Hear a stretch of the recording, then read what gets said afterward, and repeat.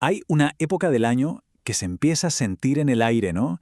Y para muchísimos emprendedores es sinónimo de, un montón de preguntas y ¿para qué estamos con cosas? Un poquito de estrés. Sí, estamos hablando de la operación renta.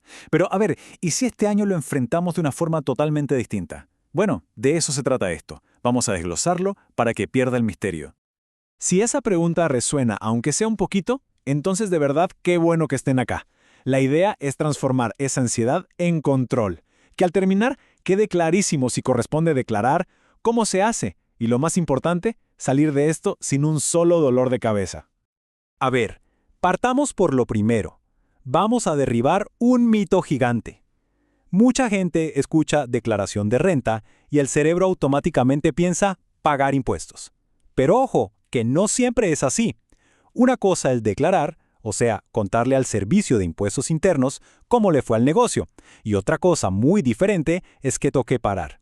De hecho, para muchísimos emprendedores, este trámite es la oportunidad de recibir una devolución de dinero. Así que saquémonos ese miedo de encima.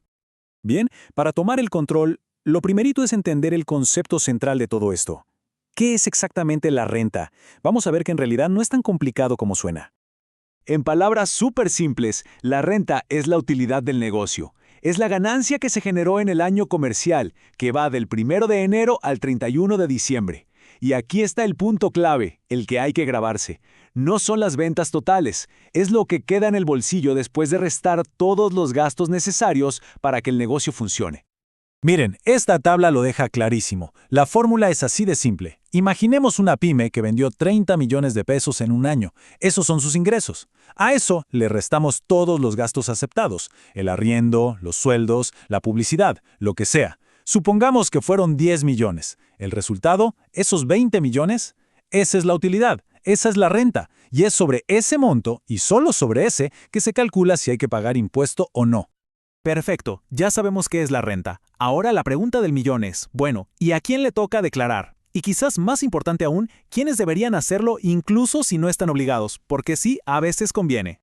Aquí tenemos el número mágico para las personas naturales. Si durante todo el año 2025 los ingresos totales superaron los 10.402.992 pesos, entonces sí o sí hay que declarar en la operación Renta 2026. Este monto es, por así decirlo, la línea que marca la obligación. Pero la cosa no se queda solo en ese monto.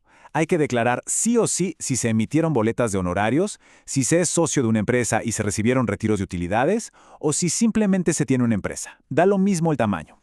Y pongan mucha atención al último punto. Si hubo gastos en educación o se ahorró en una PB, la única manera de pedir que devuelvan parte de ese dinero es presentando la declaración. Si no se hace, esa plata simplemente se pierde.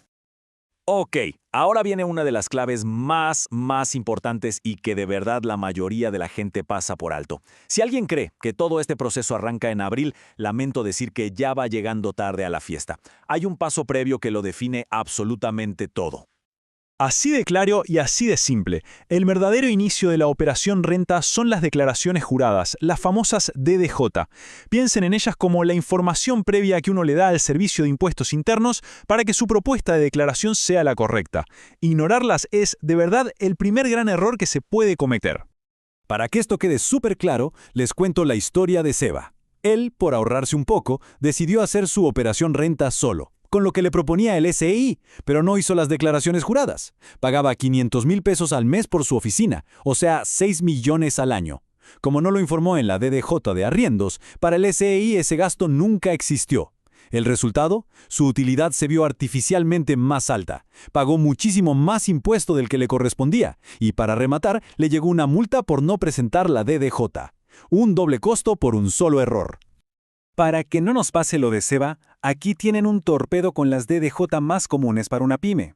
La 1887, para informar los sueldos que se pagaron. La 1879, sobre las boletas de honorarios que recibimos de otros profesionales. La 1948, que es fundamental para informar los retiros de utilidades que hicieron los socios. Y la 1835, la de arriendos, la del caso de Seba. Dominar estas es tener la base para una declaración de renta correcta. Bien, ya tenemos la teoría más que clara. Ahora pasemos a la práctica. Veamos el calendario y sobre todo los errores más comunes para que no caigamos en ellos. A tomar nota de estas fechas que son cruciales. Marzo es el mes de las declaraciones juradas, ya lo sabemos. En abril se abre el formulario 22, que es la declaración de renta en sí misma. El 30 de abril es la fecha límite para declarar y evitar multas. Y ya en mayo, si todo salió bien, empiezan a llegar las esperadas devoluciones. Y aquí los clásicos de siempre, los errores que se repiten año tras año, desde olvidarse de declarar un ingreso hasta un simple error de tipeo en un número. Pero el más peligroso, de lejos, es el tercero, aceptar la propuesta del SI sin chequearla con nuestra propia información. Hay que recordar siempre que es solo una propuesta. La responsabilidad final es siempre de cada uno de nosotros. Bueno, ya entramos en la recta final con la idea más potente de todas. La operación renta no tiene por qué ser una pesadilla.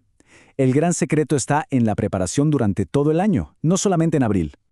Es que es así de simple. La clave es no dejar todo para última hora.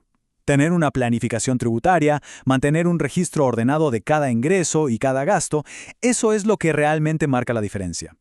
Un negocio saludable se refleja en una contabilidad sana, y eso hace que la declaración de abril sea un trámite muchísimo más fluido y hasta estratégico. Así que la pregunta para reflexionar que les dejo es esa. Quizás es empezar a usar un Excel más ordenado, guardar mejor las boletas o simplemente revisar los números una vez al mes. ¿Qué pequeño cambio se puede implementar desde hoy para que la próxima operación renta sea de verdad un proceso tranquilo y no una fuente de estrés? Espero de corazón que toda esta información les haya sido súper útil. Si fue así, una forma genial de apoyar este trabajo es darle un me gusta a esta guía, suscribirse al canal y, muy importante, activar esa campanita para no perderse los próximos análisis que estaremos subiendo. Y como un agradecimiento por ser parte de esta comunidad, si necesitan una ayuda más directa, les cuento que ofrecemos cursos para aprender a hacer la propia operación renta, también asesorías personalizadas 1 a 1 y el servicio completo para la operación renta 2026. Y por supuesto, todo con descuentos especiales solo para quienes están suscritos al canal. Les voy a dejar un link con toda la información acá abajo en la descripción. Nos vemos en la próxima.